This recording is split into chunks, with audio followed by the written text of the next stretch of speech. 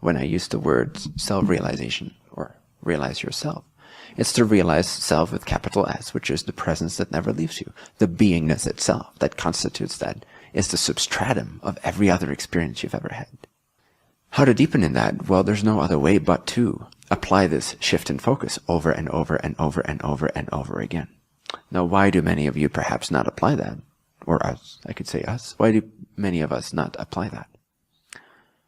It's because we don't see the value in it, and so we tend to have to suffer a little more until we start to see its value. That's one way of coming back to the value of it.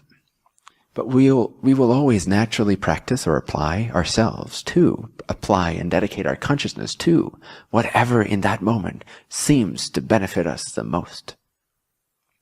So it's not a matter of discipline.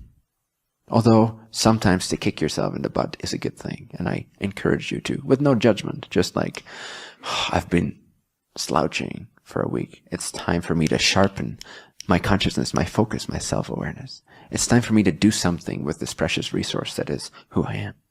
That's a good thing. I beat myself up a lot of the times in this way. But there's no judgment, you see.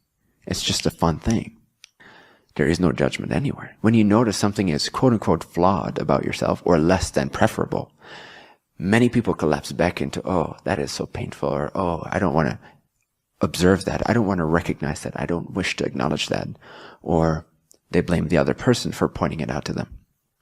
But there is a far more constructive way to deal with feedback, whether that's feedback from your own observations, from your own stumbling upon your experiences, stumbling over your experiences and feeling less than preferable, less than optimal, or whether someone else points out that you have been kind of lazy the past week in a certain way, or that you have been this or that. To instead judge yourself based on that, or to believe that the other person judges you, simply take that as an opportunity, because do you not wish to utilize the resource that is this moment more effectively? Do you not wish to apply yourself in the most beneficial, self-loving, self-honoring way? Do you not wish to honor your life? Do you not wish to honor this moment? I think you do.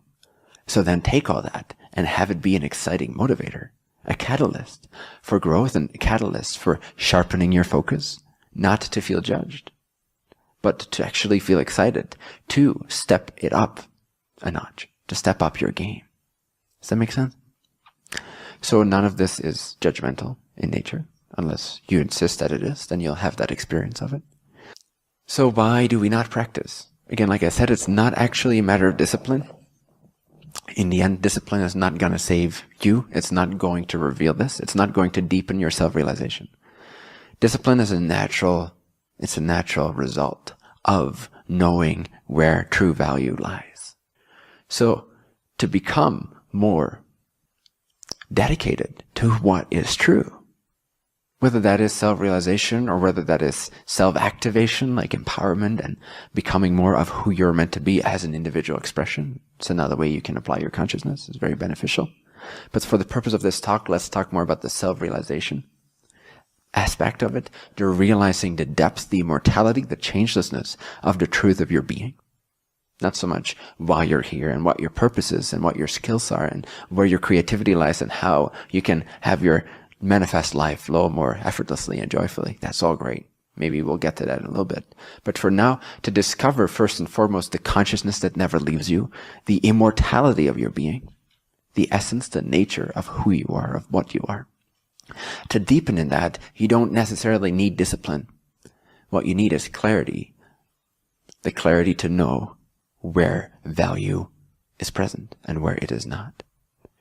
So then I ask you to look at your life, the unconscious portions of your life, the stumbling over things, stumbling upon things, being a victim of things as they seem to appear outside of your control, outside of your consciousness. They just happen to you. Life just happens to you. Just the everyday state, or maybe it's not your everyday state, congratulations, your everyday state of stumbling over things, being slapped around a little bit by these experiences that appear inside of your consciousness experience. Just look at the past of your life to motivate you, not to judge again, but to motivate yourself. Integrated dedication. Because if you see that, how you have been unconsciously applying yourself, your consciousness, your precious resource of your life, if you look back upon all those experiences within which you just sort of went with it, whatever it is, whatever it was, and you're being slapped around, the more you start to recognize that your life in the past is not as you desire it to be. It's not of the level of clarity and consciousness and precision and joy and bliss and happiness and love that you desire to spend the majority of your consciousness time in. Then let that be the motivator. Let that show you that that's not where the value lies for you. The value lies in coming to greater clarity as to what is true, who you are, the fact that you're immortal. Who here enjoys their fear of death? Is it something that you would like to have more of? Would you like to be more afraid of dying? Would you like to be more afraid of death in whatever form? Whether it's a personal death, a mental death, an emotional death, a relational death, the absence of things that you like in your life, a lack of loved ones, a lack of money, a lack of joy, a lack of passion, a lack of clarity. That's all fear of death in a sense. Do you want more of that fear? If you look back upon your life and you see that you're an afraid entity. You're an afraid expression of infinity. Does that inspire you to become more of that? Or does it inspire you to transform that, to change that somehow? You see what I'm getting at? That you can utilize your awareness of your past unconscious experiences or your less than preferable experiences to sharpen your dedication so you don't need discipline. You're committed. You're naturally dedicated to apply yourself to what seems to be the most valuable. And if you fear to remain in fear for the rest of your life, that's a great motivating dedication to actually apply your consciousness to discovering that you're not something that can die. This is just one example.